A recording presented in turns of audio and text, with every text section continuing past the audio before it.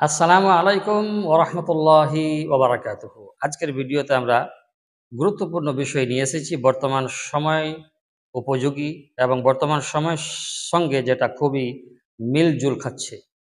সেটা হলো মোবাইলে কোরআনে করিম তিলাওয়াত করা এবং মোবাইলে কোরআনে করিমের তিলাওয়াত শুনলে কি কোনো নেকি হবে বা সওয়াব হবে?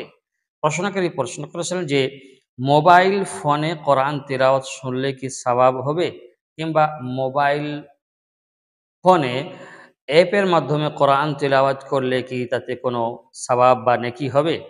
আমরা এর উত্তরে বলবো, প্রিয় প্রশ্নকারী দিনদার ভাই, মোবাইলে খারাপ কিছু শুনলে যখন গুনাহ হয়, তাহলে এখানে একটা জিনিস পরিষ্কার হয়ে যাচ্ছে যে মোবাইলে ভালো কিছু শুনলে সওয়াব হবে না কেন।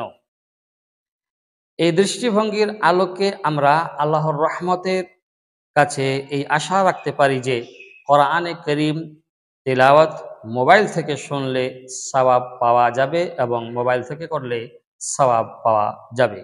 তবে মনে রাখতে হবে, এখানে কিছু কথা লক্ষণীয় আছে যে কোরআন তিলাওয়াত মনোযোগ সহ শ্রবণ করা আবশ্যক এবং কোরআন তিলাওয়াত মনোযোগ সহ করা আবশ্যক। ফতোয়া শামী ১ নম্বর খণ্ড ৫১০।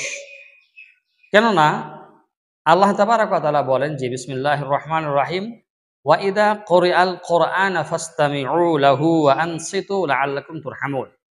যে যখন কোরআন তিলাওয়াত করা হয় তোমরা তা শোনো এবং চুপ থাকো, যেন তোমাদের উপর করুণা করা হয়। সূরা আরাফ আয়াত নম্বর ২০৪। হাদিস শরীফে কি আসছে? হাদিস শরীফে এসেছে যে আবু হুরায়রা রাদিয়াল্লাহু তাআলা আনহু থেকে বর্ণিত, তিনি বলেন যে রাসূলুল্লাহ সাল্লাল্লাহু আলাইহি ওয়াসাল্লাম বলেছেন, যে ব্যক্তি কোরআনে কারীমের একটি আয়াত পড়বে, কটি? একটি মাত্র আয়াত মনোযোগ দিয়ে শ্রবণ করবে বা পড়বে, তার জন্য বহুগুণ বর্ধিত সওয়াব লেখা হবে। আর যে ব্যক্তি তা তেলাওয়াত করবে তার জন্য এই আয়াতটি কিয়ামতের দিন নূরে পরিণত হবে। মুসনাদে আহমদ হাদিস নম্বর ৮৪৯৪। আরও আসুন, হযরতে ইবনে আব্বাস রাদিয়াল্লাহু তাআলা আনহু তিনি বলেন যে আহ, যদি কেউ আল্লাহর কিতাবের একটি আয়াতও মনোযোগ সহ শ্রবণ করে তাহলে তা কিয়ামতের দিন তার জন্য নূরে পরিণত হবে।